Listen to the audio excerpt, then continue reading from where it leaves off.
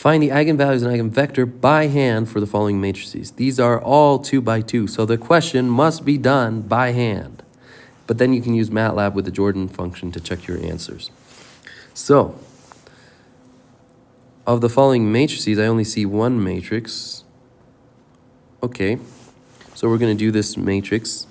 So let's remind ourselves where that comes from, where the eigenproblem comes from.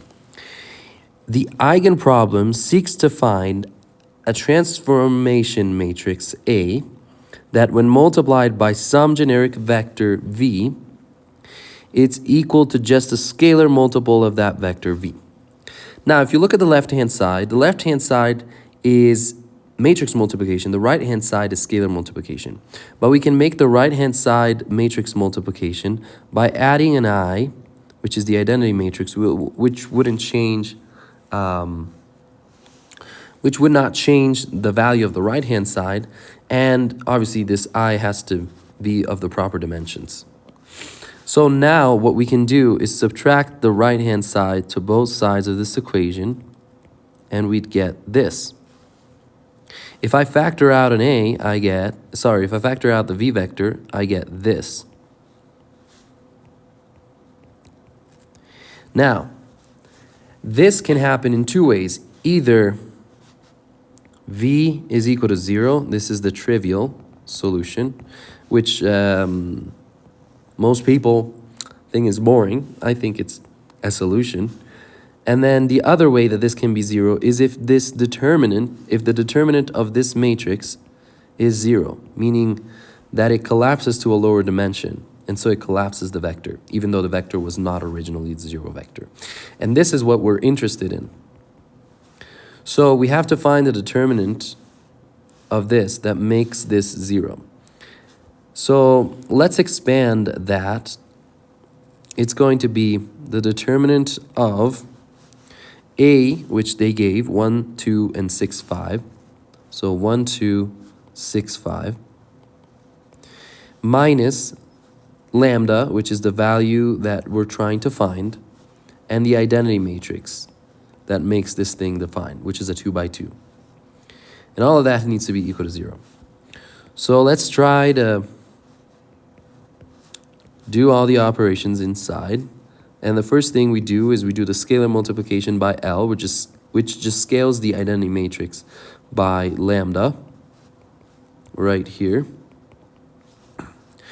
And then we subtract these two, and we notice that it is a defined operation because we have a 2 by 2 and a 2 by 2.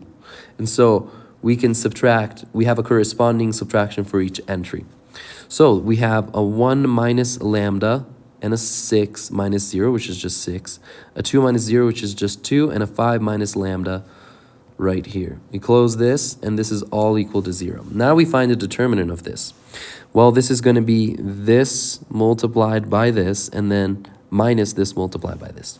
So that's going to be 1 minus lambda times 5 minus lambda minus 2 times 6. And that has to be equal to 0. Now, if I factor out a negative sign on both of these terms, I'll get negative lambda minus 1 minus lambda minus 5. And then 6 times 2 is 12, minus 12 equals 0. I like doing that because the negatives cancel out, and then I can expand this expression without multiplying it out. So I get an L squared minus the... Now this is going to be the sum of the two constants.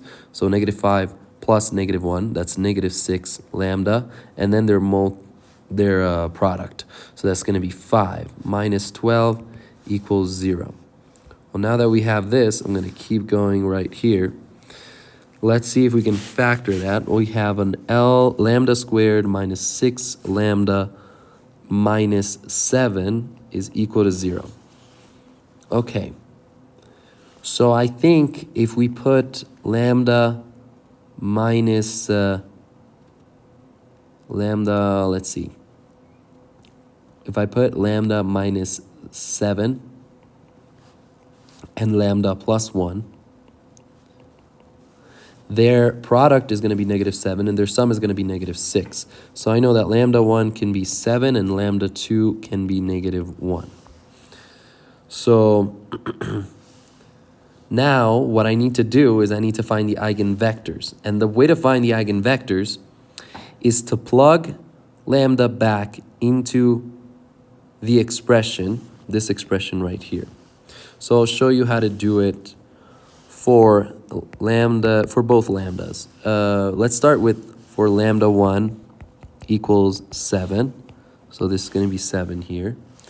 If I plug it back in, I'm going to get, well, there I had 1 minus lambda, so that's going to be 1 minus 7, which is negative 6.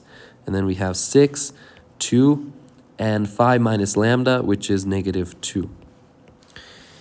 And now we have the vector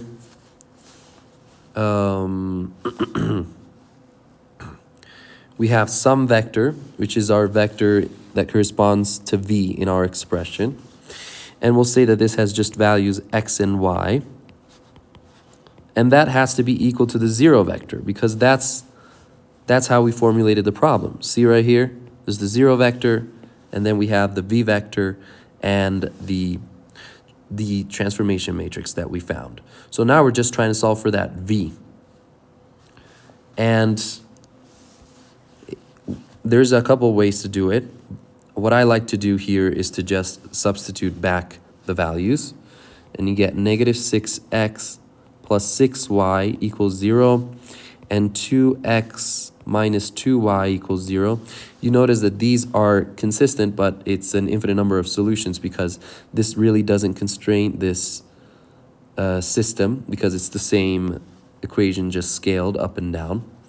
So we'll just go with one of the two, and we solve for 6x is equal to 6y, which means x is equal to y. So at least for this one case, we have that for lambda 1 is equal to 7, then our vector is going to be equal to just, let's say, let x equal to t. It's going to be equal to tt, which we can also write as this, and then say if t is equal to 1, then the v is going to be 1, 1. And so here we can put 1, 1. And then we can do the same process for lambda 2, which is negative 1. So for lambda 2, negative 1, now we're going to look at the matrix again. Now we're going to subtract negative 1. Now, be careful with the sign. 1 minus negative 1 is going to be 1 plus 1, which is 2. Then we have 6, 2, and then we have 5 minus negative 1, which is 5 plus 1, which is 6. Okay? And then we have our vector x, y, and that has to be equal to the 0 vector. So I like to substitute back in, so I get 2x plus 6y equals 0. The other one will be the same, so I won't write it. And then we get that 2x is equal to negative 6y, or that x is equal to negative 3y. So for lambda 2 equal negative 1, we can say that the vector v2 is equal to negative 3. Let's let y is equal to t. So this would be negative 3t, and y would just be t, which can be written as negative 3, 1.